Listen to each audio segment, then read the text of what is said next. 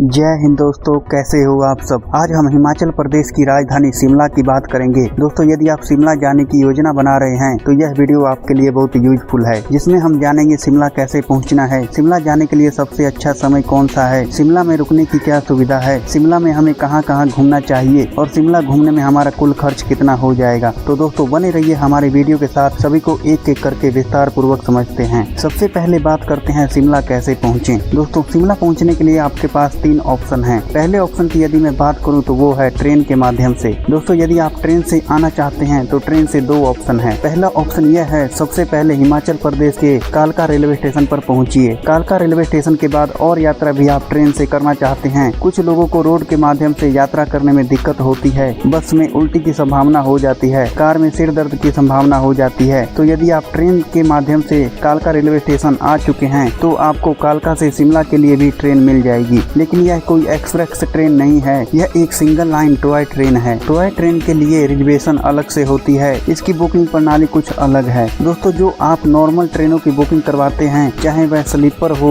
AC हो, first AC हो, इनकी बुकिंग 4 महीने पहले खुल जाती है। लेकिन यदि मैं टॉय ट्रेन की बुकिंग की बात करूं तो टॉय ट्रेन की बुकिंग 1 महीने पहले खुलती है। यदि आप 1 दिसंबर को यात्रा करना चाहते हैं तो इसकी बुकिंग 1 नवंबर को चालू हो जाएगी। जिस दिन बुकिंग चालू हो उस दिन ही आप अपनी टिकट बुक करवा लीजिएगा। यदि आप 1 या 2 दिन लेट करते हैं तो इसकी सीट बहुत जल्दी भर जाती है, क्योंकि यह एक टॉय ट्रेन है, इसमें सीट बहुत कम होती है। यहाँ पर एक मजे की बात बताना चाहूँगा दोस्तों, यदि आप टॉय ट्रेन से जाते हैं तो आपको ट्रेन से बहुत अच्छे सीन, बहुत अच्छे दृश्य देखने को मिलेंगे। टॉय ट्रेन से 350 से ज्यादा टनल देखने को मिलेंगी, झरने देखने को मिलेंगे, बर्फ देखने को मिलेगी, बहुत अच्छा आनंद आपको आएगा। यदि आप कालका से शिमला टॉय ट्रेन से जाते हैं तो दोस्तों, यदि आपको टॉय ट्रेन में सीट नहीं मिलती है तो आप वेटिंग टिकट मत लीजिएगा, क्योंकि वेटिंग टिकट कंफर्म नहीं होती है। कहने का मतलब यह है दोस्तों, यदि कोई 1 महीने पहले टिकट करवाता है तो उसका प्लान कैंसिल होने की संभावना बहुत कम होती है। यदि वह प्लान कैंसिल नहीं करेगा तो आपकी टिकट कंफर्म नहीं होगी। तो इसलिए दोस्तों, टॉय ट्रेन का रिजर्वेशन वेटिंग में मत लीजिएगा। कालका से शिमला की दूरी 90 किलोमीटर की पड़ती है। यह 90 किलोमीटर की दूरी यदि आप टॉय ट्रेन से करते हैं तो आपको 4 से 5 घंटे लग जाते हैं। लेकिन यह दूरी यदि आप रोड के माध्यम से तय करते हैं तो आप 3 घंटे में 90 किलोमीटर की दूरी तय कर लेंगे। इसका कारण यह है दोस्तों, जो टॉय ट्रेन की स्पीड है वह बहुत कम है, 35 से 40 किलोमीटर प्रति घंटा चलती है और उसके स्टॉपेज भी बहुत ज्यादा हैं। दोस्तों, अब बात करते हैं क्या हमें कालका से शिमला के लिए बस मिलेगी। तो बिल्कुल दोस्तों, आपको कालका से शिमला के लिए बस मिल जाएगी, टैक्सी भी मिल जाएगी। टैक्सी बुक करके भी आप शिमला पहुंच सकते हैं। यदि आप टैक्सी बुक करना चाहते हैं तो टैक्सी वाले 2500 से 3000 रुपए लेंगे और आपको शिमला पहुंचा देंगे। यही यदि बस की किराए की बात करें तो बस वाला 150 से 200 रुपए कालका से शिमला का किराया लेगा। चलिए दोस्तों, बात करते हैं ट्रेन के दूसरे ऑप्शन की। दोस्तों, सबसे पहले आप चंडीगढ़ रेलवे स्टेशन आ जाइए। चंडीगढ़ रेलवे स्टेशन से सेक्टर 43 बस स्टैंड पर आ जाइए। चंडीगढ़ रेलवे स्टेशन से चंडीगढ़ सेक्टर 43 बस स्टैंड की दूरी 20 किलोमीटर की पड़ती है। यह 20 किलोमीटर की दूरी आप ऑटो के द्वारा या टैक्सी के द्वारा तय कर सकते हैं। ऑटो वाले 50 रुपए पर व्यक्ति लेंगे और आपको बस स्टैंड पर छोड़ देंगे। चंडीगढ़ सेक्टर 43 बस स्टैंड से शिमला के लिए डायरेक्ट बस आपको मिल जाएगी। चंडीगढ़ से शिमला की दूरी 120 किलोमीटर की पड़ती है। यह दूरी 3 से 4 घंटे में आप तय कर लेंगे। लेकिन यहाँ पर एक चीज मैं आपको और बताना चाहूँगा, यदि आप चंडीगढ़ से शिमला के लिए हिमाचल प्रदेश की सरकारी बस लेते हैं तो आपको थोड़ी सी प्रॉब्लम हो सकती है, क्योंकि शिमला पूरा पहाड़ पर बना हुआ है। शिमला क्या, हिमाचल प्रदेश पूरा पहाड़ पर बना हुआ है, पहाड़ों पर ही रोड है। यहाँ पर बहुत सारे मोड़ आते हैं, बहुत कट होते हैं। तो यदि आप सरकारी बस से आते हैं, यहाँ पर किराया तो कम होता है, 250 रुपए पर व्यक्ति किराया लेंगे। लेकिन दोस्तों, वह बस इस तरह चलाते हैं जिसको उल्टी ना होनी हो उसको भी हो जाती है। तो मैं यह कहूँगा, सेक्टर 43 से सरकारी बस पर आप मत जाइए। यदि आपको उल्टी ना हो तो सिर दर्द तो जरूर हो जाएगा। तो दोस्तों, मैं यह नहीं चाहता हूँ कि आपकी पूरी यात्रा खराब हो जाए और आप शिमला पहुँचे भी नहीं हैं। तो अच्छा यही रहेगा कि आप प्राइवेट बस चले जाइए। भले ही आपको 250 की जगह 500 से 600 रुपए पर व्यक्ति देना पड़ेगा, लेकिन आप अच्छे से शिमला पहुँच जाएंगे। शिमला बस स्टैंड टूटी कांडी बस स्टैंड कहलाता है, जो कि नया बस स्टैंड है। शिमला में पुराना बस स्टैंड भी है, लेकिन जितने भी बस हैं वह टूटी कांडी बस स्टैंड ही जाती हैं। टूटी कांडी बस स्टैंड से मनाली के लिए बसें मिल जाती हैं, क्योंकि यह बड़ा बस स्टैंड है। टूटी कांडी बस स्टैंड से शिमला का जो मेन शहर है वह 5 से 6 किलोमीटर की दूरी पर पड़ता है। तो दोस्तों, यह रहा ट्रेन से पहुंचने का ऑप्शन। दूसरा ऑप्शन है फ्लाइट के माध्यम से। दोस्तों, यदि आप फ्लाइट से आना चाहते हैं तो शिमला में ही एयरपोर्ट है, लेकिन यहाँ तक ज्यादा फ्लाइट नहीं आती हैं, तो आप चंडीगढ़ एयरपोर्ट आ सकते हैं। चंडीगढ़ आकर रोड के माध्यम से आप शिमला जा सकते हैं या आप बस के द्वारा भी जा सकते हैं। बस का किराया क्या होगा इसकी हम पहले ही बात कर चुके हैं। तीसरा ऑप्शन है रोड के माध्यम से। दोस्तों यदि आप पर्सनल गाड़ी से आना चाहते हैं, आप कहीं से भी आए, चाहे आप साउथ से आए, नॉर्थ से आए, ईस्ट से आए, आप कहीं से भी रोड के माध्यम से शिमला पहुंच सकते हैं। तो दोस्तों यह रहा कि हमें शिमला कैसे पहुंचना है। अब हम बात करते हैं शिमला आने के लिए सबसे अच्छा समय कौन सा रहेगा, जिसमें हमारा खर्चा भी कम हो और मजा भी आए। दोस्तों यदि आप भीड़ भाड़ नहीं चाहते हैं और आपका बजट भी कम है, तो आप नवंबर, दिसंबर, जनवरी इन 3 महीने में शिमला मत जाइए, तो अच्छा रहेगा। लेकिन यदि आप माहौल देखना चाहते हैं, स्नोफॉल ज्यादा देखना चाहते हैं, तो आप नवंबर, दिसंबर, जनवरी में जा सकते हैं।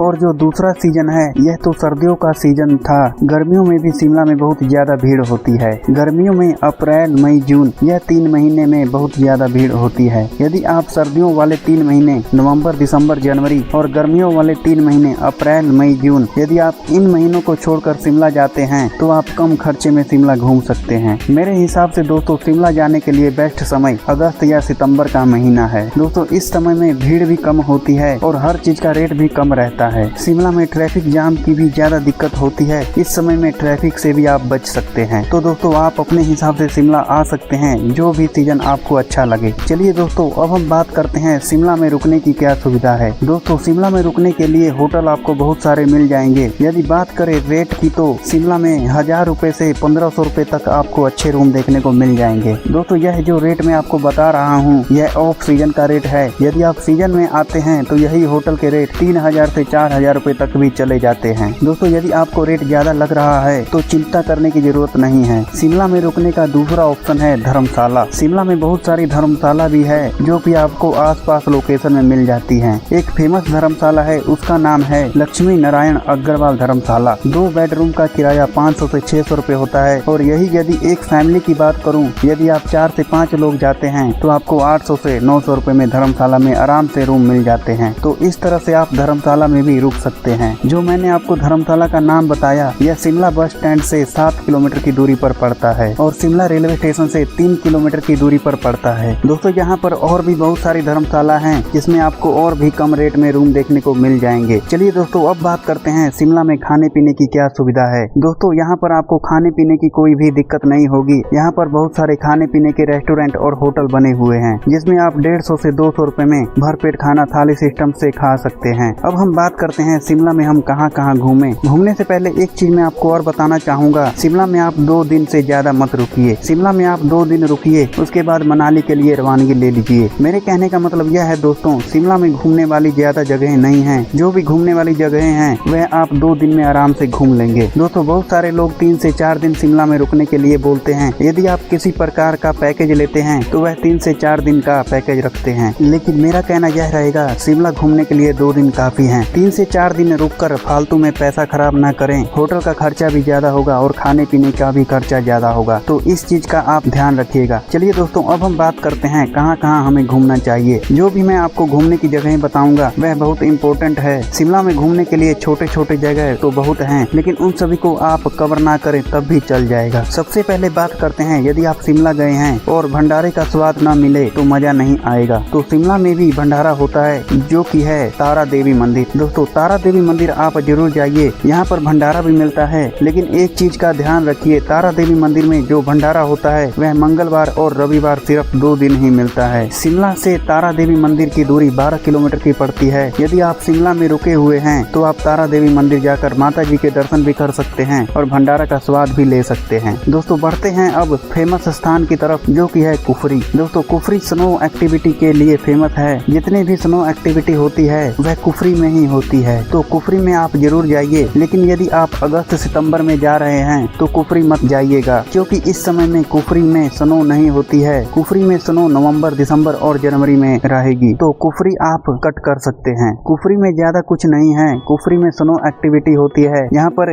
याक राइडिंग होती है और आप स्कीइंग भी कर सकते हैं। इसी तरह से आप घोड़े की राइडिंग भी कर सकते हैं। लेकिन यदि आप अगस्त सितंबर में या गर्मी के समय में जा रहे हैं तो आप कुफरी मत जाइए, क्योंकि सब कुछ आपको सूखा सूखा लगेगा। लेकिन यदि आप नवंबर दिसंबर में जा रहे हैं, सीजन में जा रहे हैं, तो कुफरी आप जरूर जाइएगा, क्योंकि शिमला के कुफरी में ही सबसे ज्यादा बर्फ पड़ती है। अगले स्थान की बात करते हैं जो कि है जाखू मंदिर। यह मंदिर शिमला से ही नजर आता है क्योंकि यहाँ पर बजरंग बली जी की बड़ी मूर्ति है जो कि बहुत ऊंची प्रतिमा है। जाखू मंदिर जाने के लिए सीढ़ी काफी रास्ता है और साथ में रोपवे का भी रास्ता है। रोपवे कुछ साल पहले ही चालू हुआ है, पहले रोपवे नहीं हुआ करता था। दोस्तों यदि आप सीढ़ी चढ़ते हैं तो घबराने की बात नहीं है क्योंकि सीढ़ी ज्यादा नहीं है। 10 से 15 मिनट की चढ़ाई करेंगे तो आप मंदिर तक पहुंच जाएंगे। बजरंग बली का नाम लीजिए और आगे बढ़िए शिमला में। दोस्तों यह जो जगहें की हमने बात की यह दूर दूर की जगहें थी। अब हम बात करते हैं शिमला में हम रुके हैं तो शिमला में कहाँ कहाँ घूमे। शिमला का प्रसिद्ध जगह है मॉल रोड,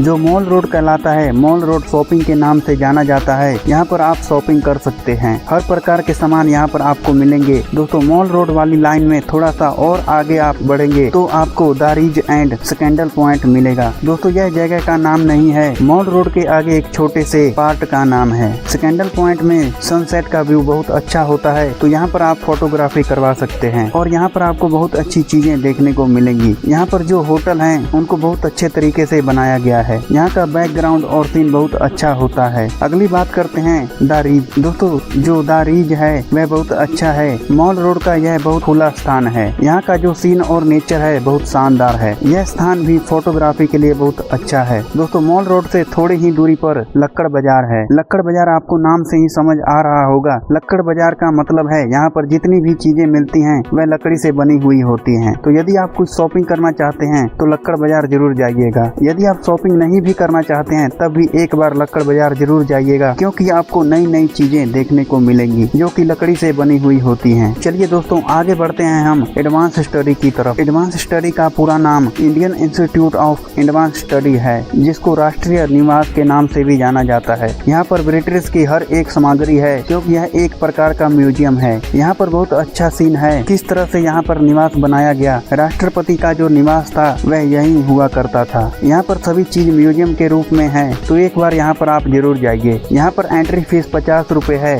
गाड़ी की पार्किंग 30 रुपए है। शिमला से एडवांस स्टडी की दूरी 4 किलोमीटर की पड़ती है। दोस्तों एक चीज और मैं आपको बताना चाहूँगा, यदि आप अपनी पर्सनल गाड़ी से शिमला आ रहे हैं तो शिमला में किसी भी होटल में पार्किंग की सुविधा नहीं होती है तो आप फंस सकते हैं। फंसने का मतलब यह है दोस्तों कि आप अपनी गाड़ी खड़ी कहाँ करेंगे। शिमला में जो होटल होते हैं वह रोड पर होते हैं। यदि आप रोड पर गाड़ी खड़ी करते हैं तो जाम लग जाएगा। तो दोस्तों शिमला में एक पार्किंग बनी हुई है जिसका नाम है मल्टीपल लेवल पार्किंग। यहाँ पर 3 से 4 मंजिल का पार्किंग है। यहाँ पर आप अपनी गाड़ी पार्किंग कर सकते हैं और शिमला घूम सकते हैं। इस पार्किंग का किराया 24 घंटे का 250 रुपए लिया जाता है। लेकिन दोस्तों यदि आप ऑनलाइन होटल बुक करते हैं तो आप वही होटल बुक कीजिए जिसमें आपको पार्किंग की सुविधा मिल जाए ताकि पार्किंग का खर्चा बच जाए। यदि आप ऑफलाइन होटल बुक करते हैं तो आप वहाँ पूछ लीजिए कि गाड़ी को पार्किंग कर सकते हैं कि नहीं। दोस्तों 2 दिन का सफर आप शिमला में कर सकते हैं। पहले दिन आप शिमला में लोकल घूमिए जैसे कि मॉल रोड, स्कैंडल पॉइंट, लक्कड़ बाजार और दूसरे दिन आप कुफरी, तारा देवी मंदिर, जाखू मंदिर जा सकते हैं। तो दोस्तों शिमला घूमने के बाद आप मनाली जा सकते हैं। तो चलिए दोस्तों अंत में हम बात करते हैं कुल खर्च की। दोस्तों यदि मैं सिर्फ शिमला के खर्चे की बात करूं, हालांकि जो हमारी मनाली की वीडियो आएगी उसमें हम शिमला और मनाली दोनों के खर्चे की बात करेंगे, तो इस वीडियो में सिर्फ शिमला के खर्च की बात करें तो दोस्तों इस खर्च में आप जिस शहर से आ रहे हैं वहां से ट्रेन का किराया, फ्लाइट का किराया नहीं जोड़ा गया है। इस खर्चे में शिमला घूमने का खर्च, होटल के खर्चे, खाने पीने के खर्चे और जो भी शिमला में एंट्री फीस है उसके खर्चे को जोड़ा जाए तो 5000 से 6000 रुपए में शिमला घूम लेंगे। दोस्तों यह खर्चा एक आदमी का नहीं है, इस खर्च में एक परिवार मतलब कि 4 से 5 आदमी शिमला घूम लेंगे। दोस्तों अगली वीडियो में हम बात करेंगे शिमला से कुल्लू और मनाली को कैसे कवर करना है, कुल्लू और मनाली में कहां कहां घूमना है। तो दोस्तों आज की वीडियो में बस इतना ही।